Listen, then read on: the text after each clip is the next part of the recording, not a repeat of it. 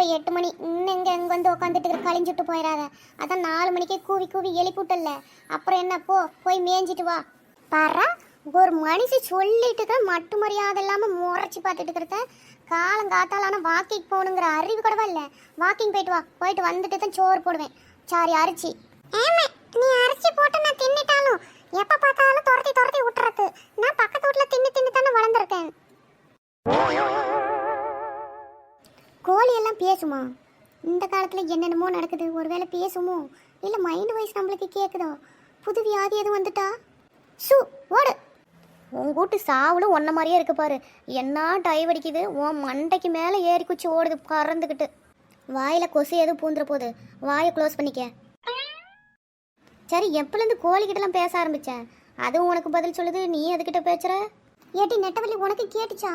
பாத்தியடி, அந்த கோழிலாம் பேசுது. இப்போ என்னென்னமோ அதிசயமெல்லாம் நடக்குது. இதுவும் ஒரு அதிசயம். பேசாமல் வீடியோ எடுத்து அமுச்சு விட்றலாமாடி? அமுச்சுடு. ஒரே நாளையில் அப்புறம் நீயும் உன் கோழியும் ட்ரெண்டிங் ஆயிடுவீங்க. ஆமால, அந்த கோழி பின்னாடியே தெரிஞ்சு போனை எடுத்துக்கிட்டு வீடியோவை ஆன் பண்ணி அதை பேச வச்சு நான் வீடியோ எடுத்து போட்டு நான் ஃபேமஸ் ஆகிறேன் பாரு. ஏட்டி, எந்த ஊரில் கோழி உனக்கு பேசி கிடக்குது? நீ கோழியை திட்டிட்டு கிடந்தியா? சரி, நான் அங்கேருந்தே கவனித்தேன். நான் தான் கோழிக்கு பின்னாடி நின்று பேசினேன் கோழி மாதிரியே. அடைச்ச, நீ தான் பேசுனியா? நானே நினச்சிக்கிட்டு அந்த சேவல் தான் எது பேசிச்சோன்னு. அது 4 மணிலேருந்து கத்தி கத்தி எழுப்பியே விட்டுருச்சு. என்ன அட்டகாசம் பண்ணுதுங்கிற?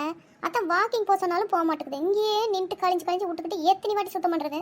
நீ டெய்லி எதுனா இறக்குற போடணும். அப்புறம் 4 மணிக்கு அதுக்கு பசி எடுத்துக்காது, அப்படி தான் கட்டும்.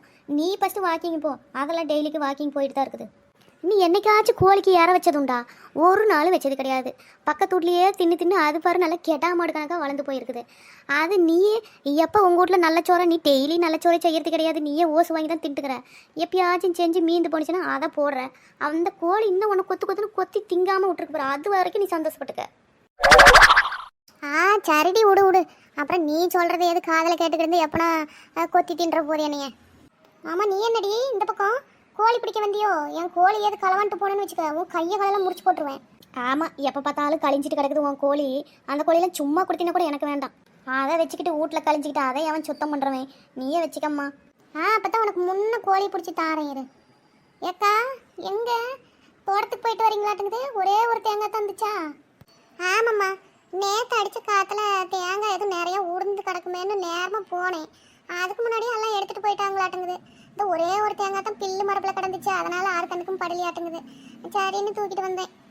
போன வாரத்தில் தான் ஒரு 50 காய் பக்கமாக பிடுங்கி போட்டிங்களாட்டுங்குது. அப்புறம் அதெல்லாம் என்ன விற்று போட்டிங்களா, வச்சுட்டு இருக்கிறீங்களா? அதெல்லாம் உடச்சி போட்டு காஞ்சிட்டுக்குது. எண்ணாட்டலாமன்னு வச்சுக்கிறேன். இது அப்புறம் குழம்புக்கு 1-2 உழுவுறத குழம்புக்கு எடுத்து போய் வச்சுக்கிறது வீட்டு செலவுக்கு ஆகும்ல. எனக்கும் அரைச்சி குழம்பு வைக்கலாம், இல்லை சட்னி அரைக்கலாம் பாரு. உங்களுக்கு என்ன, தேங்காய் எண்ணெயிலேயே பலகாரம் சுடலாம், குழம்பு செய்யலாம், எல்லாமே பண்ணிக்கலாம். பிரச்சனையே கிடையாது. அம்புட்டு தேங்காய் கிடக்குல்ல. அதெல்லாம் கிடக்குது தான் நெட்டவள்ளி. அது என்னமோ அந்த தேங்காய் எண்ணெய் வாசம் எனக்கு பிடிக்கிறது இல்லை பார்த்துக்க. நானும் அது குழம்புக்கோ எதுக்குமே யூஸ் பண்ண மாட்டேன். அது தலைக்கு எண்ணெய் வைப்பேன். அப்படி மீதே போச்சுன்னா எண்ணெய் ஆட்டி விற்று போடுறது. நான்லாம் குழம்பு வைக்கிறதில்ல, பலகாரமும் சுடுறதில்ல. எல்லாருமே சொல்லுவாங்க, அதுக்கு என்ன செய்யுங்களா, அம்பிட்டு விலை போட்டு வாங்கிட்டு இருக்கிறீங்க அப்படின்னு சொல்லி. ஆனாலும் எனக்கு என்னமோ மனசு ஒத்துக்கல. அந்த வாசம் அடித்தாவே எனக்கு சோறு திங்கவே ஒத்துக்க மாட்டேங்குது. மனசே ஒத்துக்கிறதில்ல. தேங்காய் எண்ணெய் தாங்க விலை கூடுதல். 500 ரூபா லிட்ரு. சமைக்கிற எண்ணெய் கூட 200 ரூபா அப்படித்தான் விற்கிறாங்க. இந்த எண்ணெய் தான் அம்புட்டு ரேட்டு போய் ஏறி கிடக்கு. லிட்ரு 500 ரூபாயா? நானும் 400 ரூபான்னு தான் ஊற்றுறேன். சரி, நம்ம தோட்டத்தில் காய் கிடக்குல. உங்களுக்கு எது எண்ணெய் வேணும்னா சொல்லுங்க. பருப்பு இப்போ தான் காய வச்சுக்கிறேன். ஆட்டிட்டு வந்து ஆளுக்கு 1 லிட்டர் கூட தாரேன். வாங்கிக்கிறீங்களா? இல்லைக்கா, வேண்டாம், எனக்குலாம் வேண்டாம். நானும் அந்த எண்ணெய் வைக்க மாட்டேன். அது முடியல, எனக்கு வந்து செட் ஆக மாட்டேங்குது. அது பிப்பு எடுத்துக்கிது பார்த்துக்கிடுங்க இந்த எண்ணெய் வச்சா. சரி, வச்சு தான் பார்ப்போன்னு நானும் 2 நாள் வச்சு பார்த்தாலும் சொரிஞ்சு ரத்தமே வந்துட்டு. நான் அன்னையிலேருந்து விட்டு அந்த எண்ணெய் வச்சாவே எனக்கு செட் ஆகலை. அதான் நெட்டவள்ளிக்கு என்ன ஊற்றுங்க. ஏற மாட்டேக்கா. நான்லாம் நல்லா சுத்தமாக பருப்பு நல்லா விளையாடுன்னு இருக்கும், நல்ல மனமாக இருக்கும் பாருக்கா. அப்படி தான் ஆட்டிக்கிட்டு வருவேன் எங்கள் எண்ணெயெல்லாம். அது என்னமோக்க தெரியல. எனக்கு இந்த தேங்காய் எண்ணெய் நம்ம ஆட்டி விற்கிறவங்கிட்ட வாங்கி வச்சாவே அது ரொம்ப அறுப்பாக தான் இருக்குது. எனக்குலாம் வேண்டாம். நான் கடையில் வாங்கிக்கிறது பாக்கெட் எண்ணெய், பாட்டில் எண்ணெய் தான் எனக்கு கொஞ்சம் நல்லாயிருக்கும். ஆமாக்கா, அவள் ஃபாரின்லேருந்து குதிச்சுட்டால. எப்படி நம்ம ஊரில் ஆட்டுற தேங்காய் எண்ணெய்லாம் வைப்பா? அதெல்லாம் வைக்க மாட்டான். நீங்கள் என்ன பண்ணுங்க, ஆட்டின கையோட ஒரு 2 லிட்டர் மட்டும் எனக்கு கொடுத்துருங்க. அது வச்சா கொஞ்சம் பிச்சுன்னு விளக்கெண்ணாட்டம் தான் இருக்கும் அவள் சொல்கிற மாதிரி. எங்கள் வீட்டில் இருக்கிற எங்கள் மாமியா, எங்கள் மாமனார், எங்கள் பிள்ளைங்க இவங்களுக்கெல்லாம் பூசி விட்டுறேன். எனக்கு அது கொஞ்சம் செட் ஆகாது. கீதா சொல்கிற மாதிரி அது கொஞ்சம் பிப்பு தான் எடுத்துக்கும். எனக்குமே அது சொரிஞ்சு சொரிஞ்சு பேன் இருக்குதுன்னு பார்க்குறீங்களா நினச்சிக்கிடுவாங்களாட்டு இருக்குது. அந்தளவுக்கு பிப்பு எடுத்துக்கும். நான் எங்கே வாரத்தில் ஒரு நாளைக்கு தான் எண்ணெய் வைப்பேன். நான் எப்பயுமே ஃப்ரீ ஹேர் தானே விட்டுக்கிட்டு திரியிறேன். அதனால் இந்த கடையில் இருக்கிற எண்ணெயை நானும் வாங்கி வச்சுக்கிடுறது. நீங்கள் கொடுங்க ஆனால் நான் வாங்கிக்கிறேன். இப்போ வாய்க்கிலே எண்ணெய் மட்டும் சொன்னேன் பாறையிலேருந்து குதிச்சவன்னு இப்போ நீ வாங்கி பூசிக்க வேண்டித்தானே. அது என்னமோ எனக்கு சேர்றதில்ல. நான் நல்ல சுத்தமான எண்ணெய் தானே, நல்லா எனக்கு செட் ஆனிச்சுன்னா வாங்கிக்கிடுவேன். சரி யார் வேணுமோ வாங்கிக்கிடுங்க, அதுக்காக வேலை இல்லை. ஊரில் தெரிஞ்சிச்சுன்னா எல்லாம் எனக்கு 1 லிட்டரு எனக்கு 2 லிட்டருன்னு வாங்கிக்குவாங்க. சரி நீங்கள் நம்ம பக்கத்து வீடுன்னு சொன்னேன். காலையில் தூங்கி எந்திரிச்சதுலேருந்து ஒரே வேலை, நிற்க முடியல. சத்த அப்படி உக்காந்துக்குவோம். ஏக்கா வாங்க இப்படி உட்காருங்க. எவ்வளோ நேரமாக நீங்களும் நின்றுக்கிறீங்க. எடி நெட்டவழி நீயும் வந்து உட்காருவா.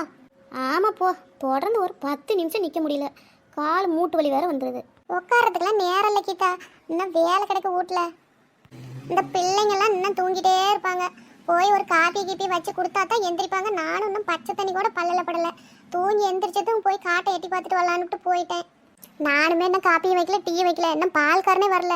அதுதான் நின்று பார்த்துக்கிட்டு இருந்தேன். அவனை இன்னும் காணும். அன்னைக்கு என்னமோ லேட் பண்ணிவிட்டான். பக்கத்தில் தான் கடை இருக்குது, பாக்கெட் பால் தான் வச்சு குடிக்கிறது.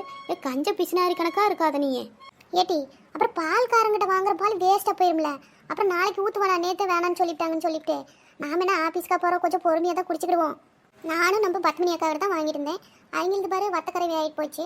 அவங்களே இப்போ பால்காரருக்கு தான் வாங்கிட்டு இருக்காங்க. அவங்க மாடு தான் நம்மளுக்கு பிரச்சனையே இல்லை, நம்ப மாட்டாட்டோம். அவங்க எப்போனாலும் நம்ம போகலன்னா கூட வீட்லேயே கொண்டாந்து கொடுத்துட்டு போயிடுவாங்க. இன்னும் ஒரு 5-6 மாதம் தான், அப்புறமா கண்ணு போட்டு விடு வித்தியே பால் வாங்கிக்கலாம். இந்த பால்காரங்கிட்ட வாங்குறது ஒன்றும் பச்சை தண்ணியில் பவுடர் கலந்து குடிச்சு விட்டு போயிடலாம் மாட்டேங்குது. அப்படி வெறும் தண்ணி பாலாவே தான் ஊற்றுறான். ஆமாக்கா, டீ குண்டாவில் அந்த பாலை ஊற்றினா பால் குண்டாவில் ஒட்டுறதே இல்லை, தண்ணி ஆட்டமே இருக்குது. சரி என்ன பண்ணுறதுன்னு பல்ல கடிச்சிட்டு குடிக்கிறதா இருக்குது. அப்புறம் நாம் அதுக்கு கடைக்கு ஓடிட்டு கிடக்கணுமே, இவன் தான் வீட்லேயே கொண்டாந்து கொடுத்துட்றான். அதனால் வாங்கிட்டு கிடத்தா இருக்குது. எங்களுக்கெல்லாம் பிரச்சனையே இல்லை பார்த்துக்க. நாங்கள் எப்பயுமே மாடை வச்சுக்கிட்டு எங்கள் மாமியார் டான்னு 5 மணிக்கெலாம் பாலை கறந்து டீன்னு வச்சு எழுப்பி விட்ருவாங்க. நம்ம வீட்டில் டீக்கு பஞ்சல்ல, பாலுக்கு பஞ்சல்ல. நீங்கள் தான் பால் ஒரு 1/2 லிட்டர் ஊற்றினா தானே உங்கள் மாமியார் வவ்வுன்னு வருத. அதெல்லாம் திருத்த முடியாதுடி. அது எத்தனை வாட்டி சொன்னாலும் கேட்காது. ஊரில் கேட்குறவங்களுக்கு ஊற்றுனா அது சிறுவை ஊற்றி ஒவ்வொருத்தரும் ஒவ்வொரு வாட்டி கொடுப்பாங்க. அந்த பணமெல்லாம் செலவாகி போயிடும். சொசைட்டிக்கு ஊற்றினா தான் ஒட்டுக்கா பணம் கைக்கு சேரும் அப்படின்னுக்கிட்டு அது ஊர் பாலையே ஊற்றுறதில்ல. எவ்வளோ 6 லிட்டராக இருந்தால் கூட போய் சொசைட்டிலேயே தான் ஊற்றும். நானும் பெருசாக கண்டுக்கிறதில்ல. ஏன்னா அவங்களே தானே மாட்டை பார்த்துக்கிறாங்க. நாம் எதனா சொன்னோம்னு வச்சுக்க, அப்போ நீ மாட்டை பார்த்துக்கின்னு நம்ம தலையில் கட்டி விட்ருவாங்க. நீங்கள் சொசைட்டிக்கு ஊற்றுங்க, இன்னும் அந்த ஆண்டை போய் ஃபேக்ட்ரியில் கூடங்க ஊற்றுங்கன்னுட்டு நான் ஒன்றுமே சொல்கிறதில்ல. அப்போ பால் பணம் மொத்தமும் உங்கள் மாமியார் கையில் தான் சொல்லு. பின்ன அவங்க மாட்டுக்கு பராமரிப்பு பண்ணி பால் ஊற்றி இவக்கிட்ட கொண்டாந்து கொடுப்பாங்களா? ஒரு வேலை பண்ண மாட்டா, அவங்க தான் நம்ம வச்சுக்கிட்டு செலவு பண்ணுவாங்க. ஆமாம், அது பின்ன நாம் கேட்டால் அது கரெக்டாக இருக்குமா? அவங்க செய்கிறாங்க, அவங்கள வச்சுக்கிட்டு நான் அதெல்லாம் கேட்டுக்கிட மாட்டேன். ஆமாம், கேட்டுட்டா எடுத்து நீட்டி போடுவாங்க பாரு. கேட்டுக்கிட்டு போடாத, மூக்கை உடச்சி விட்ருவாங்க. நான் கேட்பேனா, தெரிஞ்சுக்கிட்டு நான் போய் கேட்பேனா? அவங்க செலவு பண்ணிட்டோம், அவங்க காசை வச்சுக்கிட்டு என்ன பண்ணுவாங்க? வீட்டுக்கு தேவையானதான் வாங்கி போட்டுக்கிட்டு இருப்பாங்க, அவ்வளோத்தான், வேற ஒன்றும் இல்லை. சரி நானும் அப்படியே கிளம்புறேன். வந்து ரொம்ப நேரம் ஆயிடுச்சு. கடைக்கு வரலான்னு வந்தேன். நீ கோழிக்கிட்ட ஏதோ வாக்குவாதம் பண்ணிட்டு இருந்தா என்னன்னு எட்டி பார்த்துட்டு போகலான்னு வந்தேன். ரொம்ப நேரம் ஆகிப்போச்சு. சரி கீதா, நானும் அப்புறமா வரேன். சரி இவ்வளோ நேரம் ஆகிட்டு, இதுக்கு மேலே பால்காரன் வர மாதிரி தெரியல. நம்மளுக்குன்னு இன்னைக்கு வர டீ தான் எழுதியிருக்கும் போல. போய் வரச்சாயம் வச்சு குடிச்சிட்டு வேற வேலை இருந்தால் பார்ப்போம்.